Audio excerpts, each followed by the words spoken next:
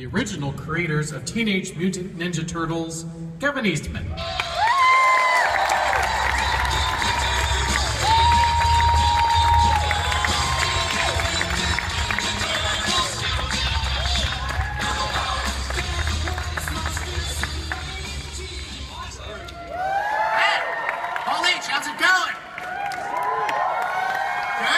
Staying hydrated, had a little to eat, doing okay? I'm super excited to start this Paramount panel. We got a lot of stuff. I'm gonna be checking this time often. But before that, I would just like to start us off with a little prayer. So, if you don't mind, Teenage Mutant Ninja Turtles, Teenage Mutant Ninja Turtles, Teenage Mutant Ninja Turtles, heroes in a half shell, turtle power! Woo! How's it going, Kevin? It's going awesome. 30 years, you guys. This has been going on 30 years. And look at you all in here filling this room. Thank you so much. Crazy. Is it ever not crazy for you to think that you went from that doodle of a bipedal turtle with nunchakus all the way to this? Well, you know, when Peter and I created the Turtles, came up with the first comic book, we were absolutely positive we would not sell one single issue of the comic. And then it's been a blur from then to now, 30 years later, still talking about Turtles. I still have the most awesome fans in the world. You guys have given me the greatest job of a lifetime. I just can't imagine how lucky I am, and it's all your fault, and thank you. I mean, we had the comics, we had the hugely popular cartoon show / toy commercial, we had action figures, board games, 3 more cartoons, 3 live-action movies, a CGI animated movie, and now, in 2 weeks, we've got Teenage Mutant Ninja Turtles, produced by Michael Bay, directed by Jonathan Liebsman, coming out. Have you seen it? I have. I've seen the movie, and it is absolutely fantastic. I was brought in very early on. Galen Walker, Scott Mendick, Andrew, and Brad, and Jonathan Liebsman. They brought me in early on and just wanted me to help make sure that this movie was all that you guys expected it to be, and they just took it, ran with it, and did an absolutely fantastic job. I'm so proud of it, so proud. And I think you guys are going to absolutely flip out when you see it. So. Well, we have the filmmakers behind the movie here, but before we bring them out, there's a bit of sponsorship. This is Comic-Con, and it wouldn't be Comic-Con without some brand synergy. So, if you guys tweet out #Pizza Hut TMNT, you will get a free Pizza Hut pizza in a special edition box. I don't know how they will deliver it to you. It does not say here. Although, actually, wait, yeah, there's over at the Comic-Con Interactive Zone, you get a chance to climb into a pizza thrower, which is a 10-foot tall tank that shoots pizzas at up to 75 miles per hour. So that might be how they get your pizza to you. Just shoot it right into your face. So be careful if you tweet that little hashtag. But now, I'm very excited to welcome the filmmakers behind Teenage Mutant Ninja Turtles out to the stage. Please welcome the filmmaking team behind Teenage Mutant Ninja Turtles, director Jonathan Liebsman, and Platinum Dunes producers Andrew Form and Brad Fuller.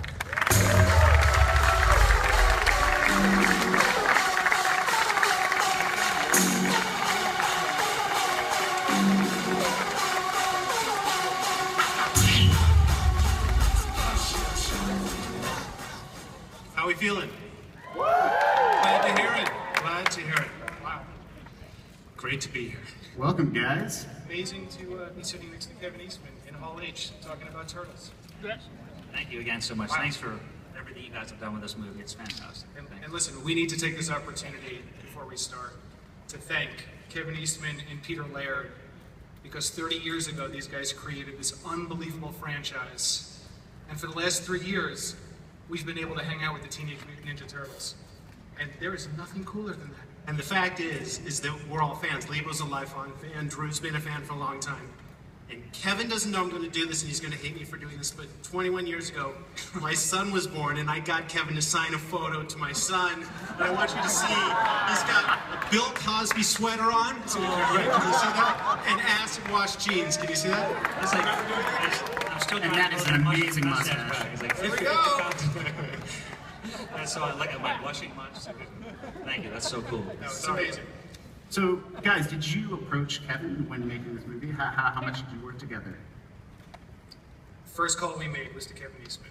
We introduced ourselves on the phone, begged him to come over to our office for a meeting, told him we were coming onto the Turtle movie to produce, and he came over to our office in Santa Monica, and the poor guy sat there for hours while Brad and I peppered him with questions about the Turtles, just digging. I mean, and by the way, it was amazing. And the stories were kind of great. Kevin told us a great story about how they were trying to figure out the storyline, and they were in the kitchen, and they were trying to decide. Trying to figure out character names. Yeah, like who's the villain going to be? And we are so lucky today because we came dangerously close to the villain of our movie being called Cheese Grater. I mean, True? is that a It is true true. Let's see, yeah, we were doing dishes one night, and Peter was watching, I was drying, and I slipped on one of those metal cheese graters, and I said, man, could you imagine a bad guy to have this as a weapon on his arm? He would just like grate your skin off, and we'll call him the grater. And he was like, no, how about the shredder? And that's literally how the History shredder was made right then. In the kitchen! In either case, he started off working in a Domino's, Pizza Hut. But actually, I want to thank you guys again. I mean, they brought me in from day one. They were just, the first things out of the mouth was, we want to make the best turtle movie ever, and I'm so proud to be associated with this movie. I'm so proud to be involved in it. Thank you guys again. This was absolutely fantastic. Thank you, Jonah. We're all lucky to be here. Pleasure. Now, I actually don't know this, but do we have any footage from this upcoming film? Nope. No? Oh, sorry. All right, guys, you're gonna have to go home. Of course we have footage. Oh, great. Yes. We can't wait to show some footage. Director Jonathan Liebsman, would you care to set it up? Sure. The first clip, and we're so excited for you guys to see it. I don't think anyone has really seen this footage. No one has. First time. First time. All first age. audience. And so we're about 10 minutes into the movie, and April O'Neil, Megan Fox, knows that there's a vigilante out in the city fighting back against the Foot, and she's the only person who sort of is onto the story, and we pick it up there where she is hot on the heels of the vigilante. She has no idea what the vigilante is, though. That's true. She has no idea that they are Teenage Mutant Ninja Turtles. That's right. Let's roll the clip. Now, please welcome to the stage the stars of Teenage Mutant Ninja Turtles, Megan Fox and Will Arnett.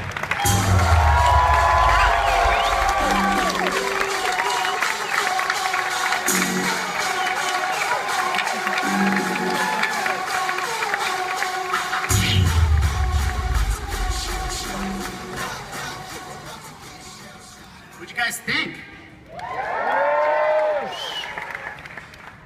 Now, Megan and Will, you both play. Megan plays April O'Neil, of course, and Will plays Vernon Fenwick, two members of the crack Channel 6 news team. Guys, why don't you tell me, how familiar were you with your characters when you first started on this, and how'd you get into it? Well, Megan and I interned at Channel 6 for 18 months, just doing kind of AccuWeather stuff. We were both pretty familiar. We have our own kind of history with the Turtles. I'll let you go first. Okay. I mean, I grew up a fan of the live-action movies, and, you know, I was born in '86, so I was sort of the prime age demographic for that. And I watched the cartoon also, so I obviously was familiar with who April was, but as you guys probably know, she's been slightly different in each manifestation. So we weren't exactly sure who she was going to be when I had my meeting, and that sort of developed afterwards. But I'm familiar. Because I'm a fan, guys. Come on. Well, I also was born in '86, and I didn't know that about you. That's so funny. What hospital?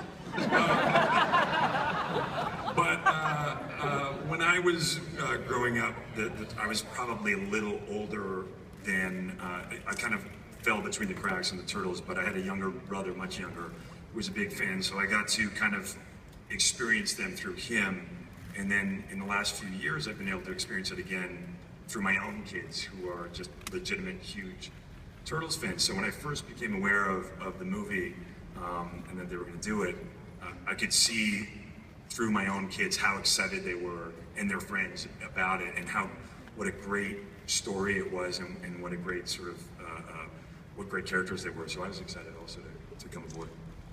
Well, I mean, I have a whole list of questions here, but I think we should just ignore them and go straight to the audience.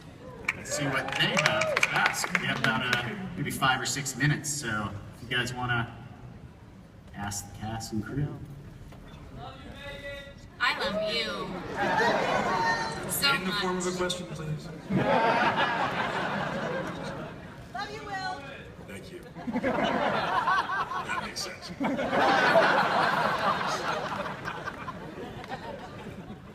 Go ahead, please. What's your name? My name is William. I just want to say, Kevin, every year I see you tirelessly signing and doing sketches, so from the bottom of my heart, thank you very much. Thank you very much. I appreciate it. I love you guys. And then it's a two-part question. The first question is, I've been a Turtles fan for almost 3 decades now. Why won't the franchise die? And the second question is, who the hell thought it would be a good idea to make them aliens? Well, the franchise won't die because of awesome I love fans you. like Now, why won't your thing just die? You know, the Turtles, we've been big fans of Star Wars from the early days, and when we decided to take the Turtles into another direction in the very early comic books in Turtles #4, we know that the ooze was of alien substance, and we sort of explored that whole tribute to George Lucas, if you will. So there's always been a history, and you know, the Turtles have, you know, when you look at what we did in the original comic books to the different version that we've done in the cartoon show to some of the most recent IDW comic books, it's fun to sort of keep the heart and soul of the characters, but take a step to the left or right and explore some other avenues, and gives us all creatively something exciting to explore in the story. But when you see this movie, you're going to absolutely flip. You're going to love it. Trust me, it's fantastic. I'm so proud of it. Thank you. I mean, I think everyone knows that turtles who are ninjas that are also aliens. That's just ridiculous. That's implausible. We know I that's can never buy that. All right, sir, state your name and business. My name is Toka. What up, Dave? Hi. Anyway, Are you familiar with the Ninja Turtles franchise? Slightly. my question is kind of in regards to some of the interesting choices made on the villains. Turtles are great. Don't get me wrong, but my heart and soul is really in the Turtles Rogues Gallery. We really got to see the first time Karai on screen. That was like, oh my God. I guess She comes back a lot, don't worry. oh, I hope so. I guess, well, you guys sold me on a Shredder. I mean, that was, But we are looking at a much different Foot Clan. What were some of the decisions to make the Foot Clan go in this kind of paramilitary direction? It's interesting. I don't know. I'm not casting judgment. I'm just asking why. This is like DVD commentary. Yeah. I'm just curious. Ask your question, Dave. Come on. Why is it kind of like, oh, Rambo Foot Clan? I don't. So the question is, whoa, why? Yeah, why? Why? Do you like the look of the new Foot Clan? I do, actually. I find them very creepy. And that's kind of the cool aspects of the Turtle bad guy stuff. I mean, the creepier things. I mean, I think what you want is to embrace what Kevin and Peter invented with sort of a Foot Clan that is able to use their martial arts and everything, but in order to make it believable in today's world where you have law enforcement and you have real sort of things that these guys would be up against, they have to be trained, as you say, in a paramilitary military way as well. They have to be formidable in all aspects, and you do see that they are martial artists. You will see later on in the movie. So you are taken care of. I hate to be a Good real answer. shredder here, but we only have time for one more question. And that will be from you. State your name. Hello, my name is Michelle, and I'm curious if the voices of Splinter and Leonardo have actually been changed, or is that just a rumor? I'll take it.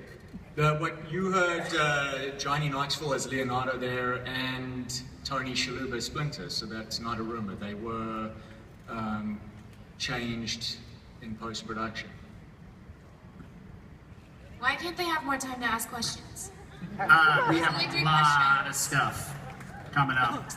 So, and I think you guys will be excited for it. I apologize for that, but oh, sorry, that was you. I thought it was some That random. was me. No, it was me. Is that voice? To know. I thought it was just someone brought a rogue microphone in. No. We can do one more. Yeah. You guys want to do one more question? Let's do one more. All right, one more question. Let's vote on the question. Hi. Hi. Tina. I'm an art teacher, so thanks for Ninja Turtles, because you might have influenced that with Saturday morning cartoons. But my question is just short and sweet. Who's your favorite turtle?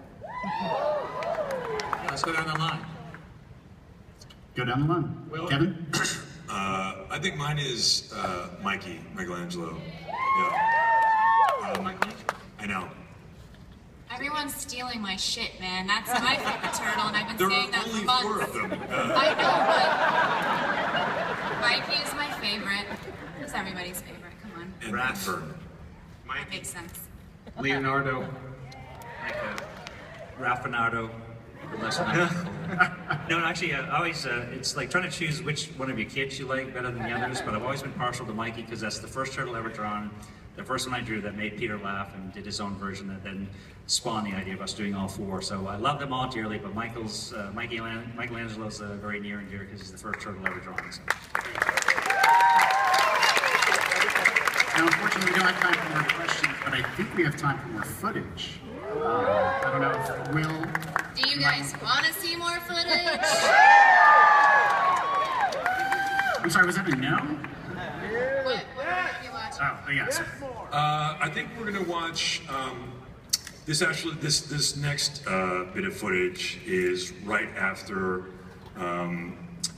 April O'Neil and Vern are kind of leaving. Where are we leaving? We're leaving the. You're leaving the Sachs Sachs estate. Yeah. And it's kind of a big moment for me. I guess that's why we're showing it at Hall H. We're all on my journey here, right? No. So anyway, so it's this, April and Vern are trying to escape the Sachs estate and kind of all hell breaks loose, and hope you guys enjoy it. Let's watch.